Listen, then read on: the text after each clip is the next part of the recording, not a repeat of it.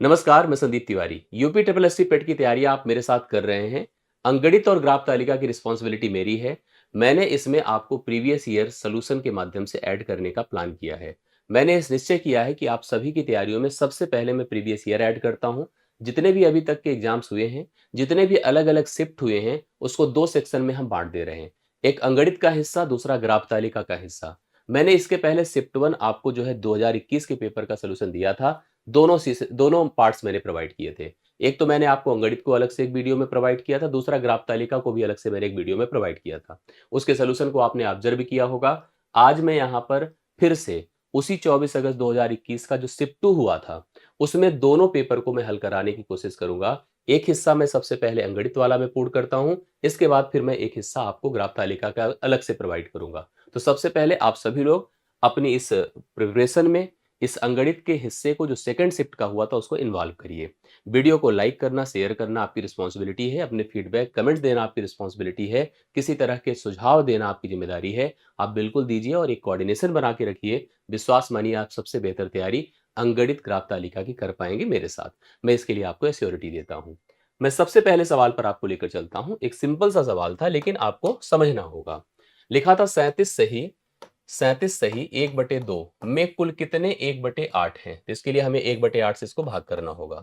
ठीक है? अब देखिए 37 दूना 74, एक 75/2 हो गया और 1/8 से अगर हम भाग करेंगे तो 8 ऊपर जाएगा और 1 नीचे आएगा। 2 चौके 8 होता है।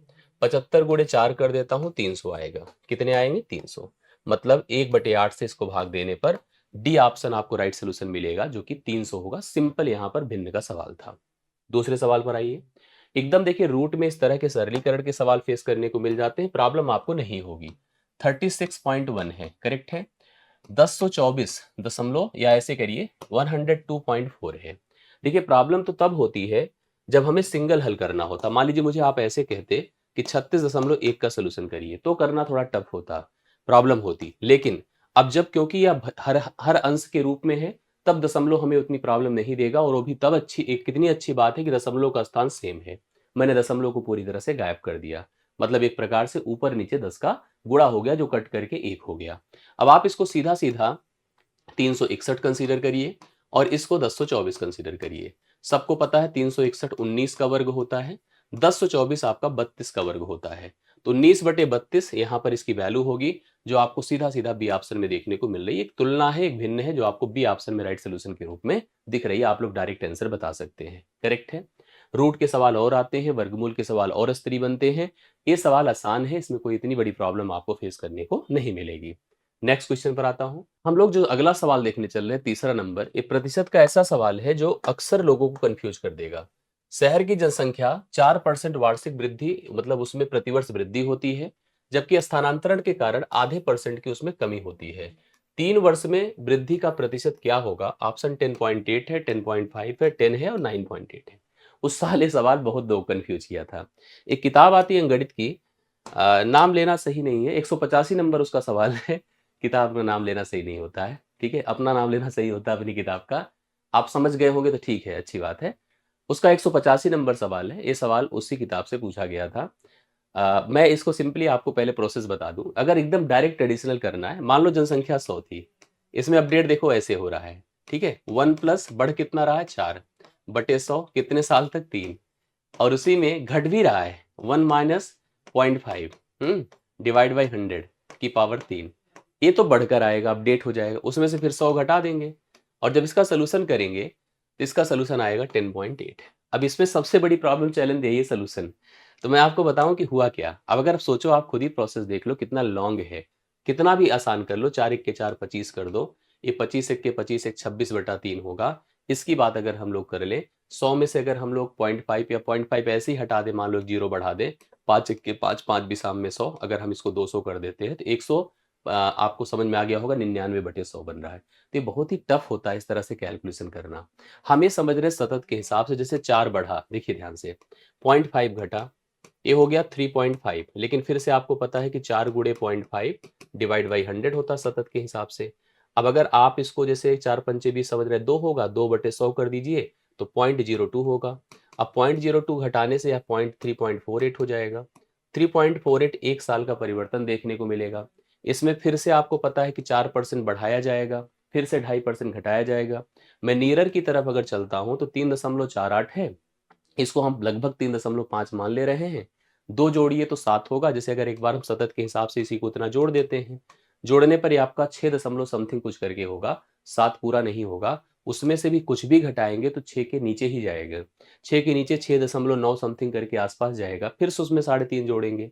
तो 3.5 जोड़ने का मतलब है कि यह 6 3 9 लगभग 10 के ऊपर वैल्यू चली जाएगी और यह वैल्यू फिर से उतना ही घटेगी। तो निश्चित तौर पर यहाँ पर ये तो हो नहीं सकता, ये बिल्कुल गुंजाइश नहीं है। 10.5 के ऊपर डेटा जा रहा है, तो यहाँ पर राइट सॉल्यूशन आपका पहला ऑप्शन हो जाएगा। हम लोग अप्रॉक्सीमेटेड आंसर कर सकते हैं इस तरह के सवालों में। कोई भी सोचे हम पूरा ट्रेडिशनल कर डाले, जैसे ऐसे सोच ले कि 4% बढ़ा तो 25 से 26 कर दूं, करेक्ट है। फिर 25 से 26 ले करके देख ले तो आपको समझ में आएगा खुद ही। अब उसमें भी सोचो 0.5 है, 0.5 को क्या लिख सकते हैं परसेंट में। भाई आप 100 हटाओ, यहाँ एक और करो जीरो, 5 1 के 5, 200 में से एक घटा, कौन सा कर पाएगा परसेंट, बताइए, नहीं संभव है। मैंने जैसे बताया इस प्रकार से आप करेंगे 10.5, इसका राइट सोल्यूशन आएगा। अगला सवाल देख लीजिएगा, ये सवाल भी शानदार है। ये सवाल एक बार फिर से आया था बीपीएससी के एग्जाम में, पेट में दिखा था बीपीएससी का 1.0 देख लीजिएगा टीआरई का, उसमें आपको ये सवाल सेम एग्जैक्टली दिया हुआ था, सेम पूछा गया था।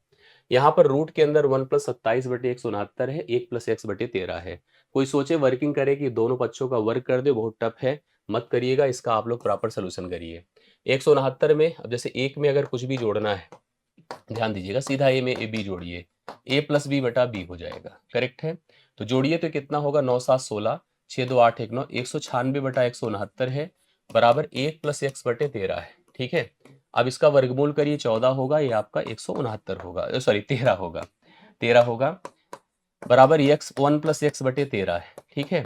अब आपको ये एक घटा रहा है 14/13 से, एक घटते ही यह x/13 देखिए सामने लिखा जाएगा, इसमें से घटाइएगा 14 से 13, देखिए घटेगा तो 1/13 आ जाएगा, बराबर x/13 आएगा।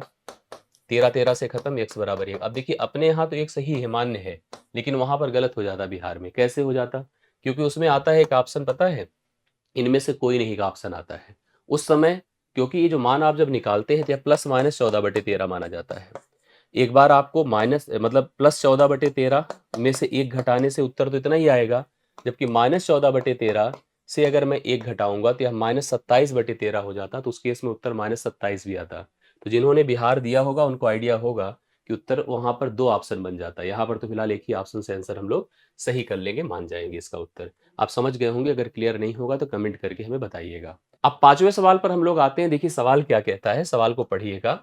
13 परिणामों का आंकड़ों का औसत 68 है, एवरेज 68 दिया है। पहले 7 आंकड़ों का 63 है, अंतिम 7 आंकड़ों का 70 है, तो सातवें परिणाम की वैल्यू बतानी है। दो प्रकार से मैं करके देता हूं, एक में एकदम ट्रेडिशनल प्रोसेस से और एक में थोड़ा सा ट्रिकी। मैंने लिखा 1 नंबर, 2 नंबर, 3 नंबर, 4 नंबर, ऐसे बढ़ते बढ़ते हम पहुंच गए कहां पर, 13 पर।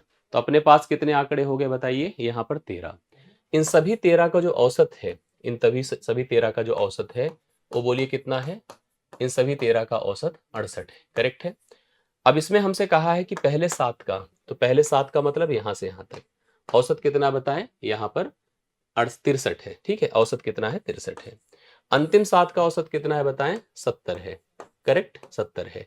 हम सब जानते हैं क्या, कि योग जो होता है औसत गुणे संख्या होता है। अगर एकदम ट्रेडिशनल आप सोच रहे हैं, औसत गुणे संख्या, देखिए क्या होगा, अगर मैं इस 13 आंकड़ों का जो औसत अपना 68 दिया था, इसका योग सोचूं तो 13 गुणे क्या कर दूं, 68। 13 अट्ठे क्या होता है, 104, कैरी 10, 13 छंगे 78, 10 कितना होता है, 88, करेक्ट है। पहले 7 आंकड़ों की बात करूं तो 7 त्रिक 21, 7 छंगे 42, 42 2 44 होता है, 441 हो गया।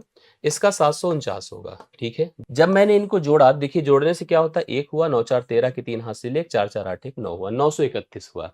931 से आप उस वैल्यू को, क्योंकि इसमें एक वैल्यू देखिए रिपीटेड है, इसलिए यह जोड़ ज्यादा आ रहा है। इसमें से घटाइए आप कितने, 884 को। जब मैंने घटाया तो 11 से 4 कितना होता है, 7 होता है, और 12 से 8 कितना होता है बताइए, यहाँ पर 11 से 4 7 होता है, 12 से 8, तो यहाँ से इसको हल करने से देखिए कितना आ रहा है, 47 आ रहा है। अब इसमें ऑप्शन में नहीं है, और शायद यहाँ से मिस्टेक है या पहले से मिस्टेक थी, मैं इस पर श्योर नहीं हूं, लेकिन उत्तर मान लीजिए 47 होगा। अब आप एक चीज जान लीजिए, इसको हल करने का एक और तरीका मैं आपको सिंपली बता रहा हूं।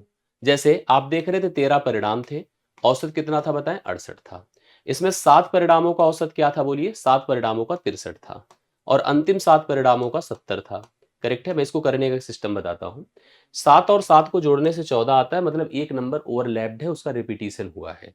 आप चेक करो कि यह 63 इससे, ये ओरिजिनल संख्या है, ओरिजिनल औसत है, ये ऊपर वाला कम है कि ज्यादा, पता चला कम है। कितना कम है? 5 कम है। ये जो 70 है इससे ज्यादा है कि कम, पता चला ज्यादा है। कितना ज्यादा है? 2 ज्यादा है। अब आपको क्या करना चाहिए समझिएगा। 5 में से 2 निकालिए तो -3 आया, और -3 गुणे 7 कर दे, क्योंकि यहां संख्या कितनी थी? 7 थी। 7 त्रिक कितना हो गया? 21। 21 इसमें से घटा दे। 8 से 1 7 होता है, 6 से 2 4 होता है, इसका मान 47 हो जाएगा। तो राइट सोल्यूशन 47 होगा। 57 मेरे ख्याल से 47 होना चाहिए। इसमें मिस्टेक है, जो मेरे ख्याल से आपको समझ में आ गया होगा। मैंने हटाया भी नहीं जानबूझकर, क्योंकि मुझे सीट मिली करने की, तो मैंने कर दिया। 47 राइट सोल्यूशन होगा, जो 7वां आंकड़ा होगा। आप सभी लोग इसका उत्तर मिला सकते हैं। और अगर आपको समझ में नहीं आया हो तो कमेंट कर दीजिएगा, आया हो तो भी बता दीजिएगा, और मेरा आंसर सही है तो भी बता दीजिएगा। बाकी मुलाकात आपसे अगले सेशन में होगा। आशा करता हूँ सेशन आपको समझ में आया होगा। वीडियो को अपने स्तर पर लाइक और शेयर जरूर कीजिएगा। मुलाकात अगली क्लास में होगी। थैंक यू सो मच, सभी को धन्यवाद।